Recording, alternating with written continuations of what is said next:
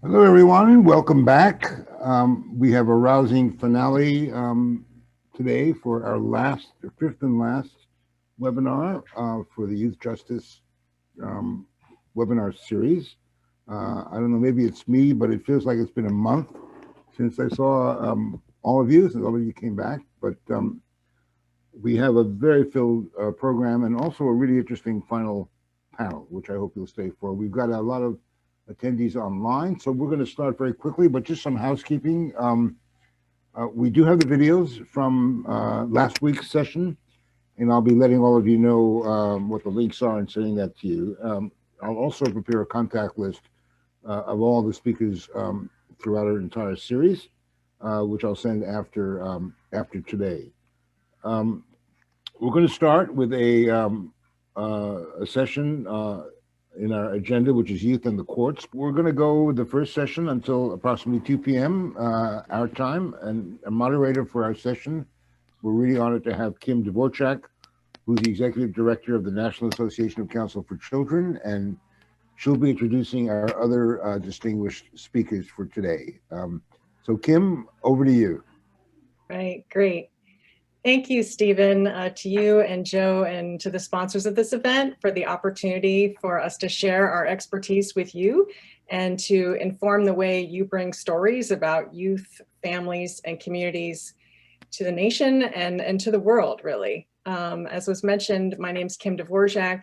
I began my career as a juvenile defender, and I now lead the National Association of Counsel for Children, an organization dedicated to advancing the rights, well-being, and opportunities of children impacted by the child welfare system through high-quality legal representation. And I'm so honored today to be co-presenting with Judge Patricia Martin and Lisa Thurau.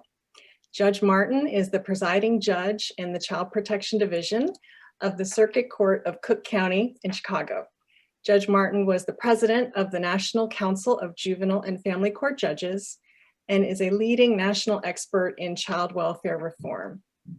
Lisa Thurau is the founder of Strategies for Youth, a nonprofit advocacy and training organization dedicated to improving police-youth interactions and reducing disproportionate minority contact.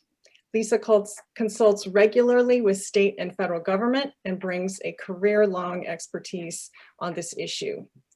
Today, the three of us are coming together to talk about youth, courts, and communities, understanding both our history and reporting on solutions which strengthen families and communities. So Judge Martin will begin with a talk on the need for healing and empathy to address racism and support families. And then Lisa will discuss policing in youth, how reform confronts bias and perceptions about youth.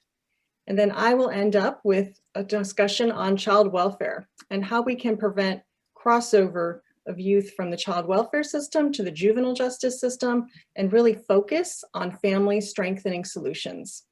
We will each speak for about 10 minutes, and then we look forward to answering your questions, a robust discussion, and providing additional resources. So Judge Martin, please lead us off. Thank you so much, Kim, for that warm introduction. And if you can give me a thumbs up when I've kind of, my 10 minutes are expiring, that would be helpful.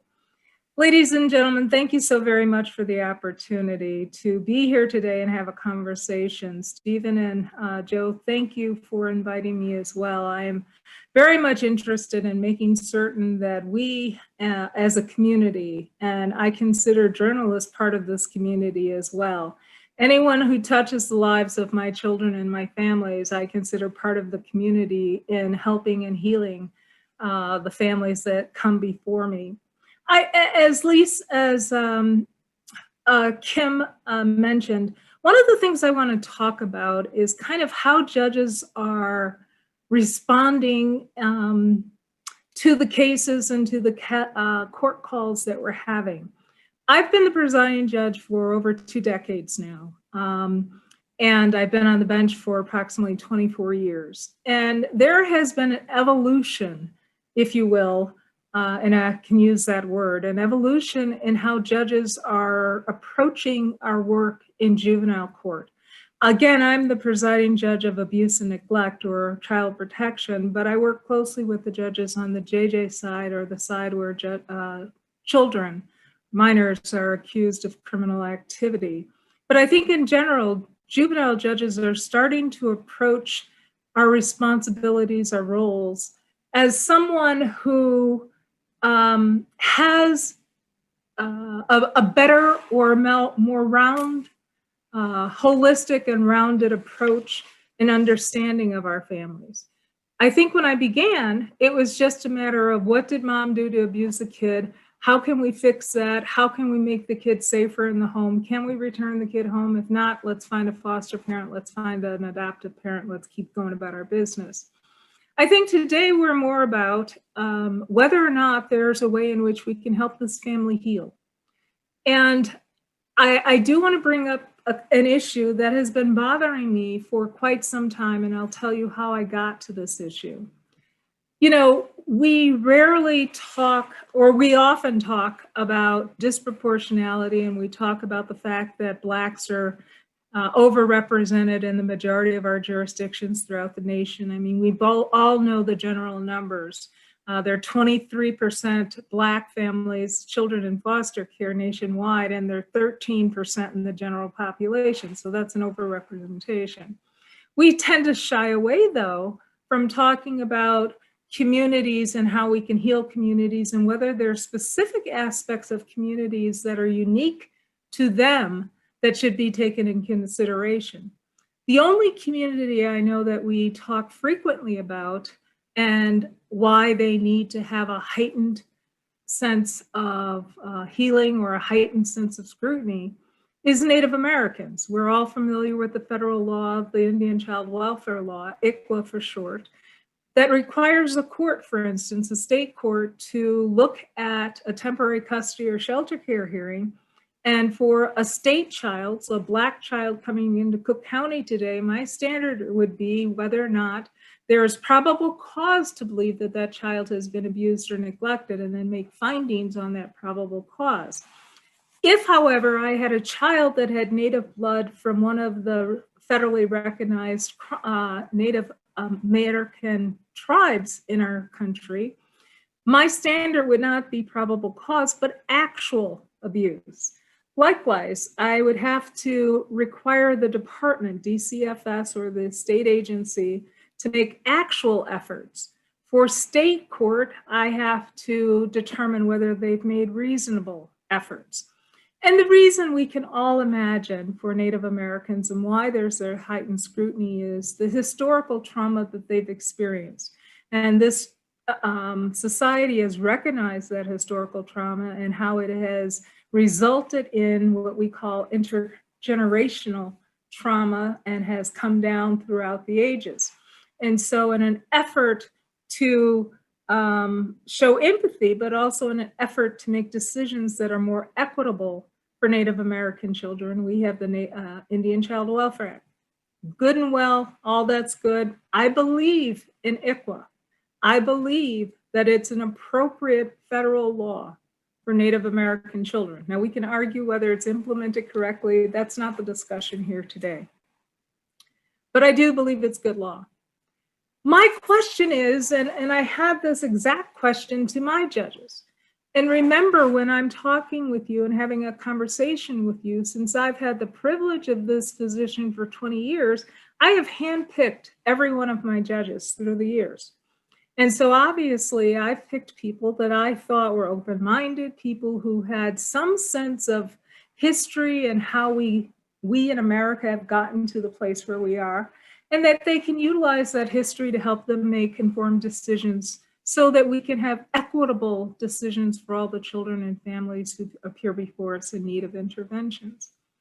But I've had, since the Floyd killings and the Black Lives Matter protest, we've had conversations amongst ourselves about these issues, obviously. And it is interesting to note, lately, I've had conversations with some of my judges, and they can appreciate why it is necessary for us to have empathy for Native Americans and understand their history so that we can better understand how we should make decisions for families that find themselves with Native American blood and fall under or are eligible for ICWA consideration. No one asks me where's the dot-to-dot causation from, little kids in the West being their haircut, putting on a train, going to Connecticut with high lace collars and going to the Carnell Institute. No one looks for, dot-to-dot causation about how and what conditions we see on reservations today. We all trace that back to the horrific treatment that this community has experienced here in America. But when we start talking about Blacks, we have a very difficult time. The conversation doesn't start with, can we find ways to help in the healing? Are we demonstrating the empathy? Do we know enough about cultures to help start utilizing and integrating some of the cultural historical cultural aspects of Native American life to help heal our children and families going into tribal courts? I mean, we've gone so far on the JJ side to start utilizing peace circles that came directly from Native American communities in history and cultural examples to start developing state methods to deal. Now, I, for one, believe putting victims and respondents in a circle and talking about the hurt and talking about why stealing chips from a store does in fact impact the store, impacts the community. I believe all in the whole rehabilitative scenarios that we are going through. I have no problem with that. I think it is a good thing to do that. But when we talk about Blacks, we have a very different language we use. We talk about making certain that we're hard and making certain that they understand and making certain that we keep them in line. I mean, we've done things that, in my opinion, are contrary to the culture and history of Blacks in America. I don't know where you grew up, but I will tell you that my history in high school and college did not dove into anything but what I would call white bread America. It never talked about slavery other than, a part of a chapter. It certainly didn't bring up Jim Crow. It didn't bring up sharecropping. It didn't bring up redlining. It didn't bring up covenants to sell. It didn't bring up ineffective GI Bill implementation for some communities. It didn't bring up urban development and the experiment with projects and why that was so important. And so what I'm saying is, I think a lot of us have an incomplete history of America. And so when judges come to me and they say, I don't understand why these people act this way. I don't understand why these people live this way. It hurts me to participate in some of these conversations, partly because I'm shocked. My colleagues are learned colleagues. We've gone to college, we've gone to law school. We believe in the principle of continuous learning. And yet and still, we don't take it upon ourselves to really have a detailed knowledge of history of all of our Americans. And you asked me, Judge Martin, why is this important? Why do I bring this to a group of journalists? Well, I think it's incumbent upon all of us to think about how we make decisions and why we make decisions and the decisions we make. How is this relevant to juvenile child protection? Well, one of the things I will tell you, I keep statistics on my numbers, and it's frightening that I don't have any of what we call coke babies, babies born with a positive toxology for cocaine, out of any hospital but the public hospital in the city of Chicago. All the hospitals on the Gold Coast behind all the Neiman Marcuses and Saks, I don't get coke babies from them. And so I actually have called the social workers at some of these hospitals. In general, what they're telling me is that they look at whether or not these children have protective factors.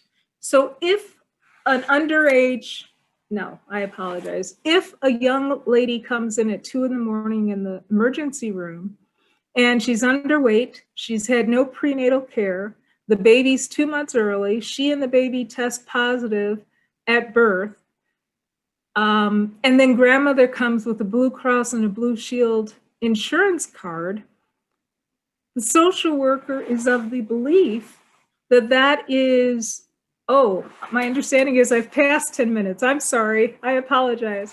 Ladies and gentlemen, I'm sorry that I didn't have enough time to get the concept out, but I'm really interested in making certain that we have a historical perspective before we start writing and deciding cases on families. Thank you very much.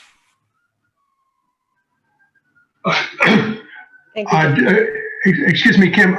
Judge Martin, you'll have time during the question and answer to finish. Absolutely. Absolutely. Okay. Thank you. So thank you for inviting me, and Judge Martin, it is such an honor to follow in the context you've built for us. And what I'd like to ask journalists on this call to consider is all your assumptions. Please start from scratch and do not assume the legitimacy of many of the claims or labels we use on young people in the juvenile justice system, because as Judge Martin just said so clearly, they are not always warranted, and they are a product of cultural constructs about who deserves what. And to me, they're often a further reflection of the subjugation of some people in our country. Strategies for Youth is focusing on what is often the first point of contact for young people to the juvenile justice system, and that's law enforcement. And regrettably, since February, with the shooting death of Ahmaud Arbery and beyond, and the continuing deaths of young people, we do not see any discussion of youth or juveniles or even age in the three statutory reform efforts, or the 19 laws that were just passed in cities across the United States. Youth and how police treat them is nowhere to be seen or heard. And it doesn't surprise me, because I've been working in this field for about 20 years, and I have been like some kind of lunatic banging on the doors, begging people to adopt a developmentally appropriate, trauma-informed, racially equitable set of approaches and policies to policing youth. And almost uniformly, we are resisted. And those places that do accept us after initial resistance often find they have benefited terrifically from using a developmentally appropriate, trauma-informed, racially equitable set of approaches. And why we don't have that in the nation's training academies for law enforcement, and our first study on this, if not now, when, describing what the curricula in training academies offers, made that case. And frankly, I wouldn't see it had changed much in the past 7 years. Why we don't have state model policies, and our report, Where's the State, made that case in 2017, and frankly, nothing's changed in the intervening 3 years, speaks volumes to how much we rely on police discretion, agency valuation of some people more than other, and a complete absence of oversight, except through police misconduct attorneys and the media, because the media has been critical in revealing much of these abuses. And without you, and without some kind of governmental initiative, we will continue to see the same kind of tragedies replay. And it's not like we don't have an answer. We do have solutions. We know, because we have seen this when we have trained and recommended policies, that we can reduce arrest. we can reduce arrest mostly for the kinds of charges that you really don't want a kid going to juvenile justice centers for. We've seen that we can also reduce use of force when we teach officers how to work with youth, and yet we're not doing it. And so for me, key to your work is the political question of why this is not a priority. And I like to say, kids are only a priority when they're a problem, but you should see how quickly after the events of the summer of 2014 with Michael Brown and Tamir Rice, there was, by 3 years later, there was no interest. In fact, mostly funding and interest goes after the point of arrest. No one is thinking about how kids come into the system. And only recently have we seen a kind of post hoc reactive agreement that, yeah, maybe we should use more diversion, and maybe it is harmful for some kids to go into juvenile detention centers. To me, it's very disturbing that this is not first and foremost in the public's mind. And it's often not first and foremost because it's a matter of whose ox is gored. And often the people with the least powerful advocacy are affected the most. And so you see compounding of race, but also class. And we cannot we cannot ignore how much class plays a role in who goes into what system and which children are valued and which ones are disrespected and devalued because of their race, their class, their ethnicity. We have no system to fetter those choices unless we build them. And it is an everlasting source of dismay to me that we don't have the political will to do that. One last point here before I finish. In Massachusetts, we are one of the 4 states that has no state oversight system, like a police officer standards and training commission. And when the governor proposed such a system, many of us submitted amendments and asked, for instance, that use of force with youth be reduced or only used in certain circumstances, and that we could somehow limit the use of lethal force with youth. And this set of amendments and propositions could not even get a hearing in Massachusetts.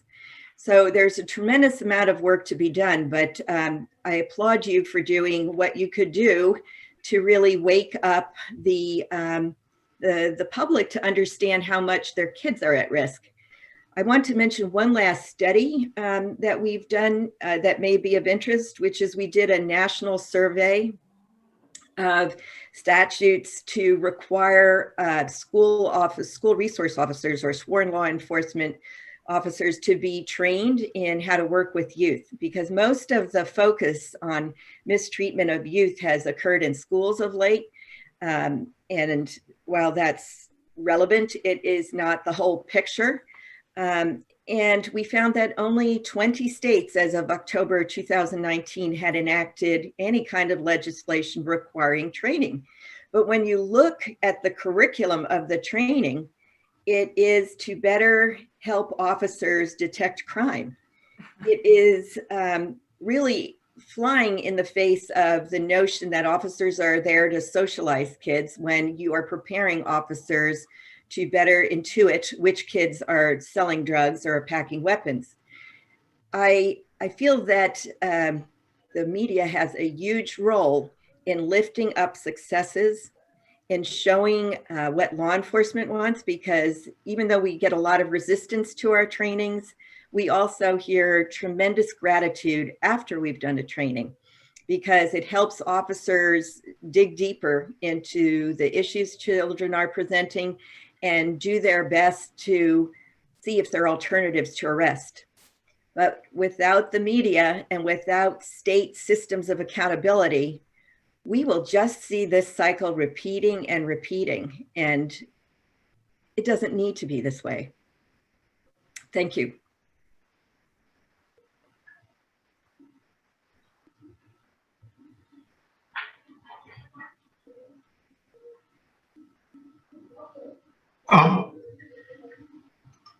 Thank you, Lisa.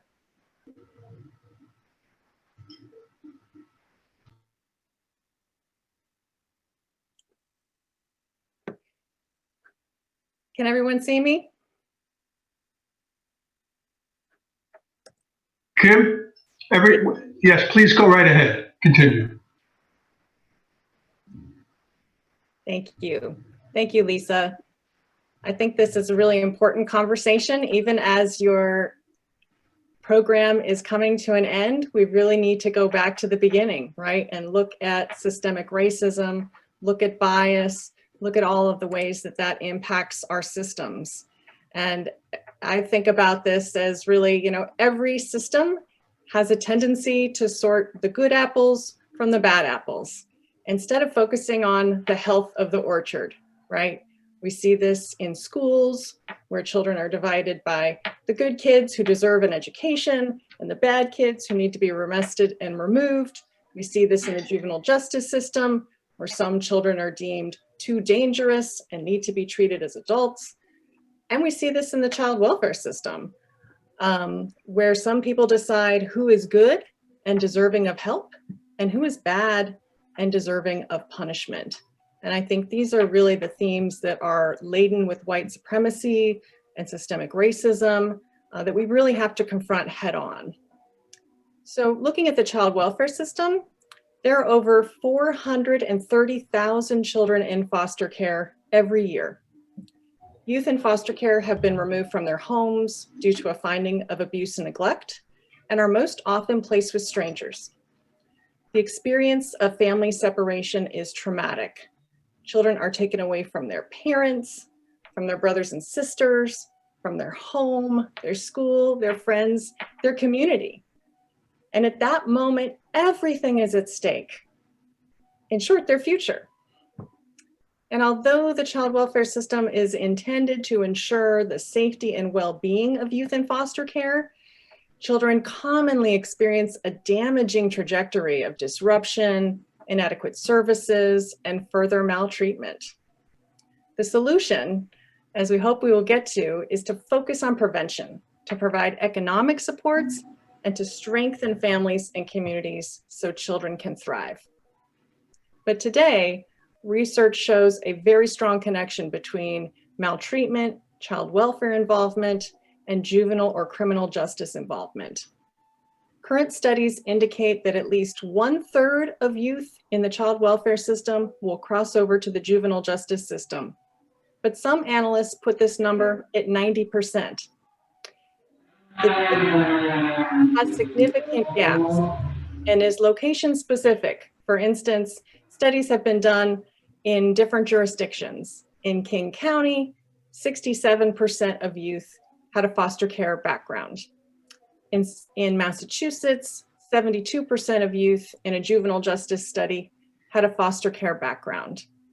We don't have good national data on this, but there have been a number of local or state-based studies that are really damning and really have to be confronted. There's a foster care bias where youth in the foster care system are more likely to be detained than their child welfare peers. And racial disproportionality is rampant across this entire crossover phenomena. Black youth are already overrepresented in foster care at a rate double their representation in the US population.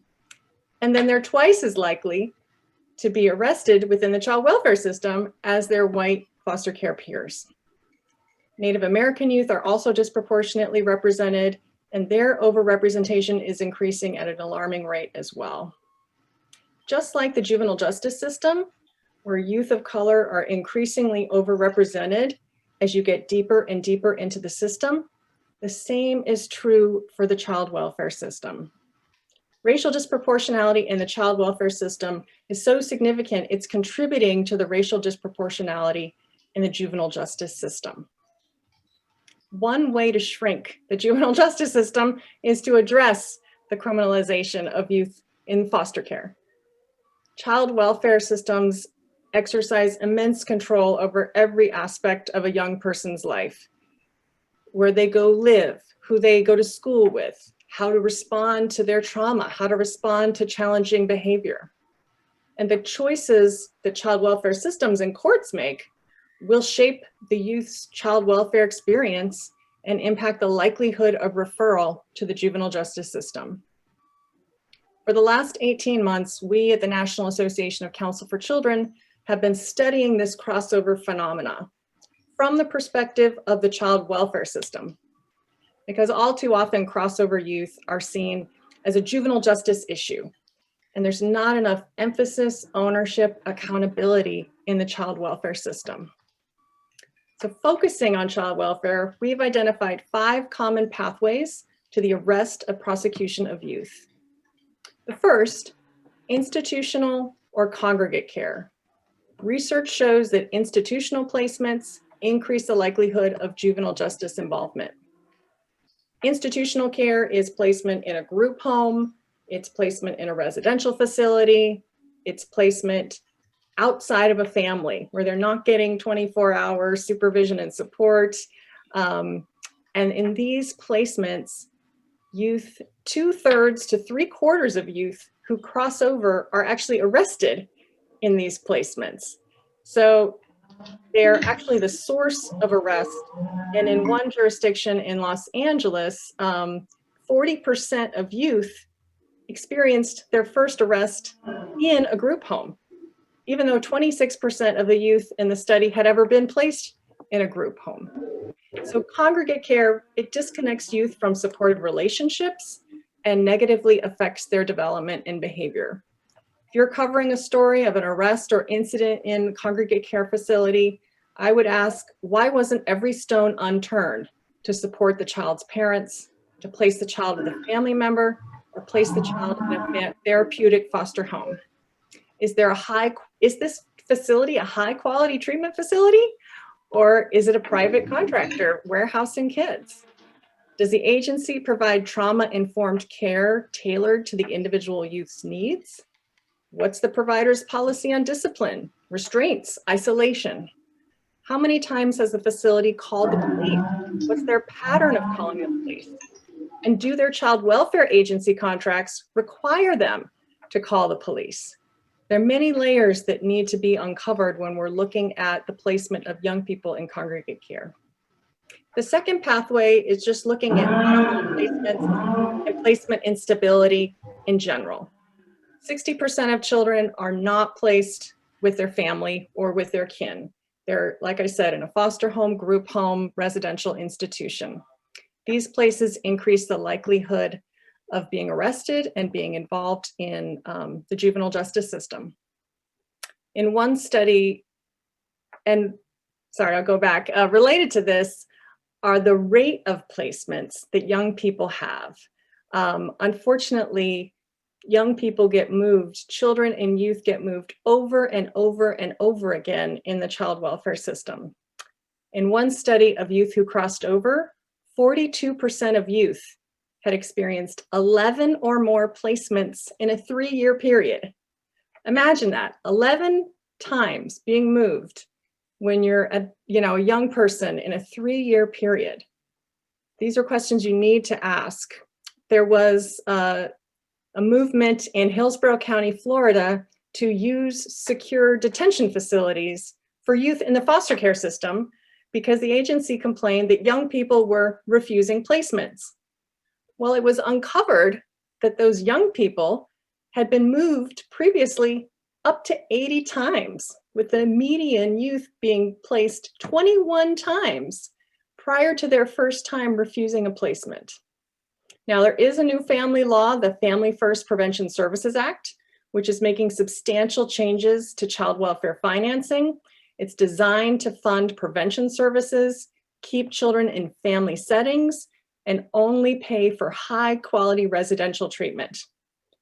But it also must not lead to increased juvenile justice involvement. And this is something that the states have to be monitoring, and they must certify that as they improve the placements and family services for young people in foster care, they can't simply transition or end up, placing young people in the juvenile justice system. There's also a lack of services for older youth.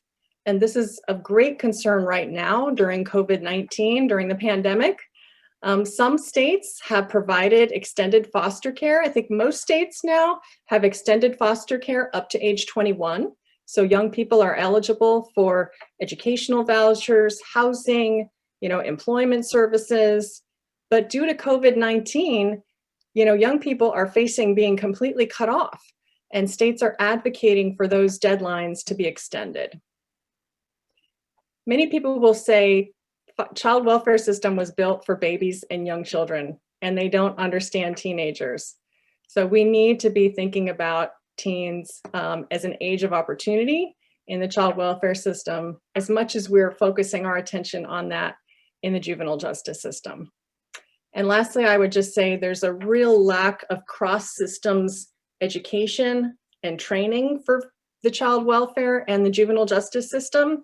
There's often unrealistic expectations about what the other system can provide. Child welfare systems often refer youth with serious mental health challenges to the juvenile justice system, but that system is as ill-equipped to meet their needs as any other. And another issue within the child welfare system is that there is no right to counsel. There's no in re galt. There's no constitutional right to counsel for youth in the child welfare system. It is a patchwork quilt of state laws across the country. Most states do require some form of legal representation, but it is an area that needs significant work. And there is new federal funding to support legal representation for young people in the child welfare system. I think what's common to all these pathways is that the blame gets shifted to the young person's behavior instead of the systems which uprooted their lives and made choices impacting their futures.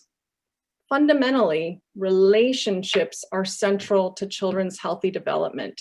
Social bonds are protective, and we need consistent investments through care, supervision, and attachment, the most connected placement.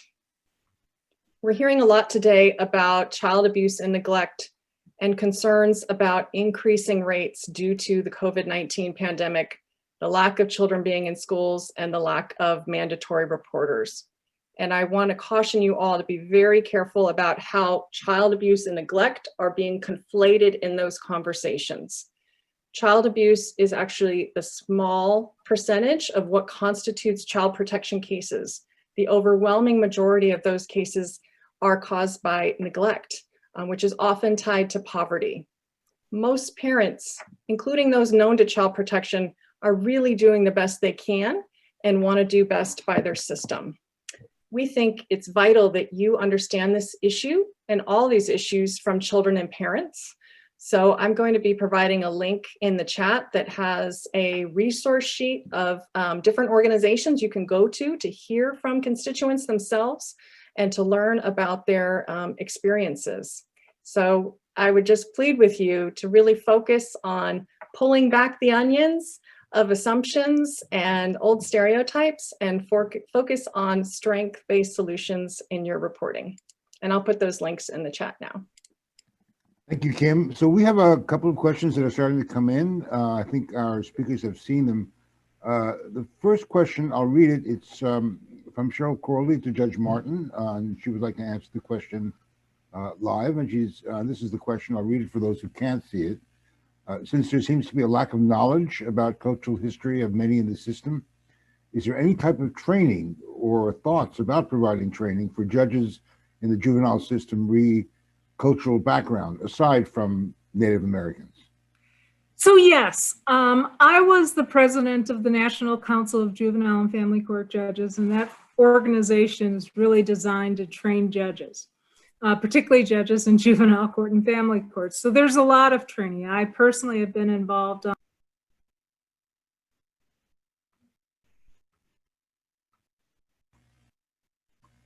Judge, you're muted. Get her. There we go. I personally have been around helping to develop bench cards on overrepresentation and in fact doing trainings for judges. I guess what I'm suggesting is that's good, that's needed, but we also need to talk about how history itself has impacted families and why some of that history that we've experienced results in what we see today. But I just want to reemphasize one of the things that Kim said earlier, It really is about protective factors. Why one family succeeds and another may not. It really is about tying them to community and connecting them. And that history helps guide us in a lot of those decisions, or can help guide us. Thank you. It's a question for Lisa Thurau from ML Nestel. How much work is being done to get some of those proven techniques and effective alternative measures to deal with youth criminal justice at the law enforcement training level, as opposed to later on in a policewoman or a policeman's career? And are there more efforts going on for experts like yourselves to be part of the curriculum at various institutions to prep future cadets so that there's more tutelage and less ad hoc reaction or delayed learning? And isn't this more important than just learning how to fire a gun or collect evidence? Thank you for that wonderful question, which could take about a year to respond to. But very quickly, the United States depends on a system of law enforcement that prizes decentralization, with each law enforcement agency being responsible to a municipality, or in the case of sheriffs, to a county. And it's up to those places to set some of the standards for what they want to see. At the state level, you will see that their academy curricula that do require some training, but what we found when we reviewed that curricula, it was mostly focused on child abuse and sadly not neglect, as Kim rightly distinguished. And it focused on law, nothing on how you interact with youth or how they perceive the world or how to communicate effectively, much less how to recognize and respond effectively to traumatized youth who are probably the number one kind of kid interacting with police officer. So at the academy level, we have been blocked, except in the state of Indiana, where we did this for about a year and a half and then the money disappeared. Similarly, in Maine, we were actually able to work with higher ranking law enforcement officers in a continuing education capacity because they committed to that. We work in some other agencies in Indianapolis and increasingly in Cleveland to offer these trainings, but it is the unusual department that makes it a priority again. Similarly, when we do training for officers who are experienced, as we just did in Macon, Georgia, and try and work with them, we find a great appetite for this information because of the way we present it through psychologists and because we have police officers training police officers and thinking about things from a kid's point of view, as well as offering alternatives to arrest. But we find that it's very difficult for statewide curricula for the continuing education of officers, known as in-service training, to adopt us, because they say, well, we've only got 40 hours for the whole year, and some only have 20, and some have none to fit you in. And because, again, it's not a priority, it's not funded, and we think it's in everybody's interest to preempt, to protectively avoid, or to act like a risk, a protective factor for a law enforcement agency by training officers how to work with youth. But that is not a value in the United States. It is the exception, not the rule. And there are terrible things that happen as a result, and much to the chagrin of law enforcement officers who often say there was another way that could have been done. I know there was another way, but right now it is there's no one really saying this is the standard we want you to reach, and we're going to make sure you reach it, which is left entirely to communities and advocates to do. Thank you, Lisa. Judge Martin, do you want to chime in on that? I mean, is there anything that the courts any role the courts can play in mandating training specifically for officers? Well, I think one of the things that you're seeing across the nation is this whole concept of interdepartmental trainings. So the court in Cook County brings in the social worker agency, we bring in the police officers, we bring in the teachers, and have trainings collectively so that we can hear the concerns from each department, as well as making certain that we're kind of on the same page about how to address an issue. And so I think you're going to see more and more of that, one, because of budgets. People just don't have funding. And so it's easier to kind of do them together. But more importantly, I think it's more effective when you get the entire system represented to do trainings. But I agree. There are pockets in our nation that are very against training, and they show us by not funding them. They show us by not mandating it. And I think there's a lot of work to be done in that area. Just to follow up, in the area of adult justice and adult law enforcement, there's a movement in a lot of places and states, programs such as Cahoots, I don't know if you're aware of them, where they're sending out basically social justice teams, mental health care workers, and social services counselors on specific calls, and even replacing police if it becomes necessary. Is that a model that can be used in youth justice? I mean, it's for both of you, or actually all three of you. I would say definitely. I think that we need to change our approach. Doing the same thing and expecting a different result doesn't get you very far. And I think it's about time we start shifting to how can we help, how can we heal, as opposed to how we can punish. Because once we focus just on punishment, all we're doing is building a better criminal, quite honestly, and making it more easier for that person to fall further down in a system. I could not agree more. If you don't mind, Kim, if I jump in. We have to excavate our country's deep roots into the joy of punishment. I don't want to get all S&M here, but whoa. There's a lot of commitment to doing that and to thinking in terms of bad guys and good guys in law enforcement. And these black and white views are just not aligned with reality on a good day. So I have always raised in my writings, but also Strategies for Youth as an Organization has always questioned whether or not law enforcement should be the first to respond. First and foremost question, why aren't we triaging calls to youth serving community-based organizations? Why don't officers know what those youth serving community-based organizations are, and why aren't they partnering with them? It is the exception, not the rule, to find a structured mechanism of partnership between a law enforcement agency and the array of youth serving community-based organizations in their community. In fact, that's something we do in every single training, and routinely we hear is, why did some kind of high-priced consultant have to come here to tell me I have all these services I could have referred families to? And I just want to point out we're not high-priced, but the point is outrageous. It's outrageous that this kind of connection isn't happening, and speaks to the isolation of law enforcement. It also speaks to the curse and the charm that 9/11 is, and to many parents increasingly relying on 9/11 because they are overwhelmed. And 9/11 is going to bring a law enforcement response to your child. And you cannot, once you've involved the police, well, no, I don't want you to go that far. No, I don't want you to charge them for this, charge them for that. That's not a parent's option.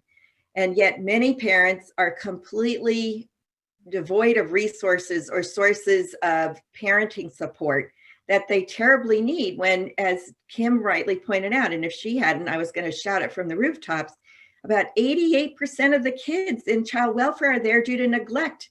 And there are two ages at which they go in, under 3 and then at 14, two of the most difficult ages to raise a child. And I can tell you from experience. And so all this has to be rooted in an understanding of our need to punish and our disinclination to address some of the economic and enduring socioeconomic misfortune we're saying it's okay to raise children in.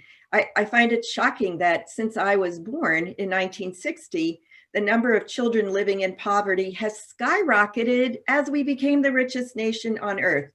Why do we find that acceptable? Why do we find that acceptable that the people who are paid the least well, women, are charged with the responsibility of the largest number of children, often alone? Those are the questions we need to ask, especially when there's no subsidized daycare. There's limited social services. We cut those services first because we don't want welfare queens.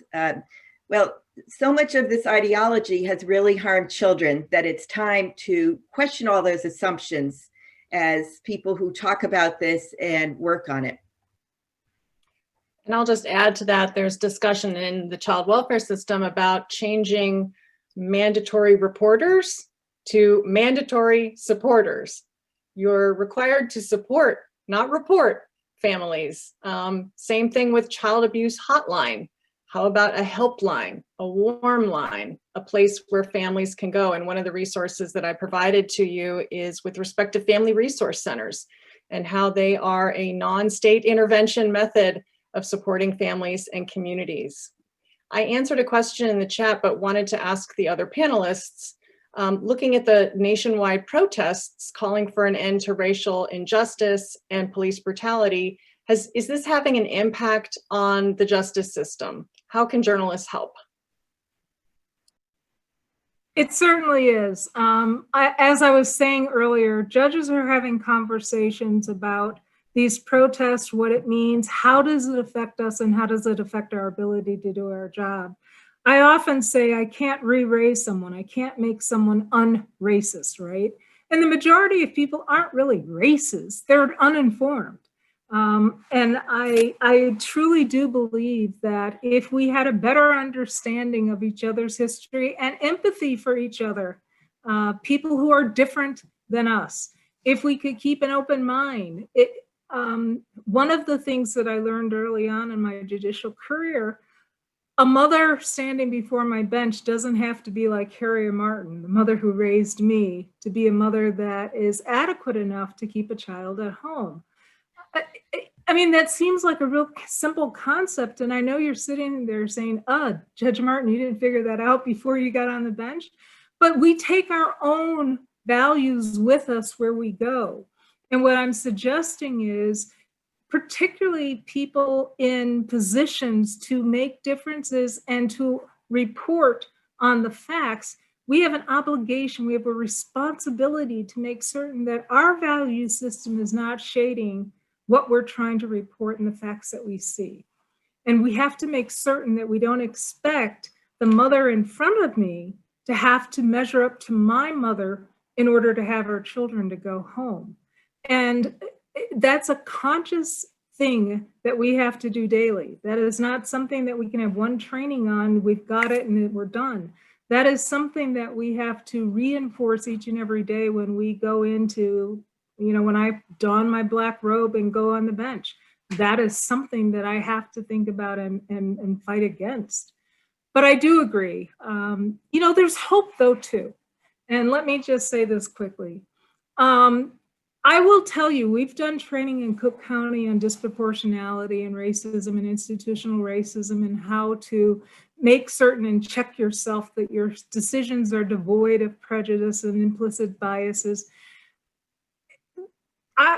In the beginning, when I was talking about this, my judges, I will tell you, a judge directly said to me, Pat, when you talk about overrepresentation of Blacks, are you telling us we need to bring more white kids into care? And I said, no, no, what we're talking about, and we really start getting into this, and I don't know what happened there, but there is education to be done. And I think and believe that we have the ability to do that. And if we take it seriously, we will come out on the other end with people who are more empathetic. And that doesn't mean that we will have lighter sentences and people get away with crimes and people get away with abusing. That's not what I'm talking about. What I'm talking about is making decisions that help families heal. So we don't get this, I don't get 4 generations of a family coming to child welfare. We are breaking that cycle of violence and trauma, as opposed to just warehousing people, pushing them away, pushing them into a parenting service that does no good because they don't even have their kids at the service. And then I get their grandchildren. So long-winded answer, but yes. I would just like to quickly point out that law enforcement agencies across the United States are hyper aware of these protests and what any kind of grand jury indictment or failure to indict will do to the safety and sanctity of their cities.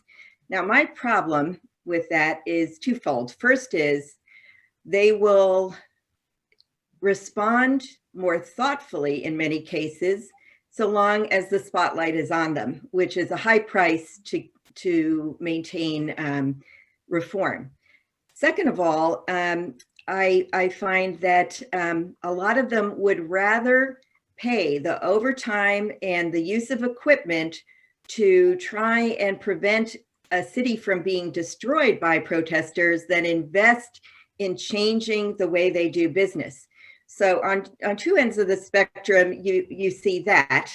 What I urge you to do as reporters is keep this in mind. Law enforcement is extremely good at stopping mandates through the state legislature. They don't want to be told through legislation how to police, and they feel no legislature could understand them. And they're very effective at stopping it. But what you can do at the municipal and county level, and please don't forget sheriffs, is this. You can ask them what policies have changed since the most recent incident or since the protests. What kind of training have they adopted and for how many hours, and who wrote the training? So often it's for police, by police, nobody else is involved because there's no need. What is their complaint system like? In the first case, which I sued a police department, I remember that women had to come make a complaint in person, but men could do it by email. And the police department was located in a very hard to get to meatpacking area that really provoked the question of what that police department wanted to have happen to kids. But the other question to keep in mind is something that happened to me at the end of this lawsuit I had, when the officers saw what I looked like after the lawsuit, and I went to train them. And believe me, you don't want to train people after you've sued them, other way around. But they said, we were so surprised to see you were white. And I said, why? And they said, well, who else cares about these kids? And I found that so devastating and upsetting. But you as the media can make the case that the public cares, and you are representing the public and demanding accountability, even if the state won't, even if the mayor won't, even if the county or city councils won't. You play an incredibly important role in pressuring law enforcement to listen to what those protests said, because there's an absence of state and regulatory systems in place to do that. Thank you, Lisa. We're just about out of time. We have one more question on the in our section from Isaac Scher. It's really a well-phrased one, but I'm not sure. It's such a complicated one that I'm not sure that we can answer it in the time we have. I think you can all see it. Isaac is basically asking about whether we really have to redefine policing itself. And he asks whether violent policing will persist as long as crime is conceived of as social deviance and not as an expression of unmet need. And I think, Lisa, you wanted to volunteer to answer this question. And then for the others who want to answer it, you can put it in emails to me and I'll send it around to the folks, to our fellows. I think your question is good, but it ignores for law enforcement their perception of their legal obligation to stop certain behaviors. And it is who they perceive they're obligated to stop versus whether that is the issue here. So, Steve may get more benefit of the doubt than I will as a young woman who looks like a coke addict or something, some addict, right? And so there's this perception that spending time to do the right thing by Steve is much more valuable, and we're going to look at his conduct in a larger context and think in terms of behavior as a function of perceived options. Maybe Steve didn't have any perception of other options. Whereas me, I'm a junkie, I know nothing, I'll never amount to anything. And so it doesn't matter. It doesn't matter. This is the key problem here. The other problem in the United States, which is equally critical, is our inability to regulate guns. Law enforcement is rightfully scared about the amount of guns they encounter. And until we address that, we will continue to see tragedies that could have been avoided, but we don't seem to have the political will to do that either. Okay, thank you, Lisa. I think we'll have to leave it there for the moment. That's a great answer. And Judge Martin, you might want to answer later on, and Kim as well, in an email, which I'll send around to all the attendees. But I wanted to thank all of you for really absorbing conversation. Kim, thank you for moderating. As with all of our panels, we could always use a lot more time, but we'll continue this subject. We're going to take a 10-minute break, and then we'll come back with our next panel at about 2:12, 2:15 or so. So thank you all. Thank you. Thank you to everyone participating. I'd like to thank you as well. It was a really enlightening and very useful conversation for me, somebody who's been covering the case for 30 years in the criminal justice system. So thanks a lot. You're welcome. You're welcome. Good luck with the rest of your event. Thank you very much for inviting me to participate. Judge Martin, it was a pleasure to hear you speak again. And Kim, it's always good to see you. Thank you very much. Bye, Steve. Thank you all. Thank you.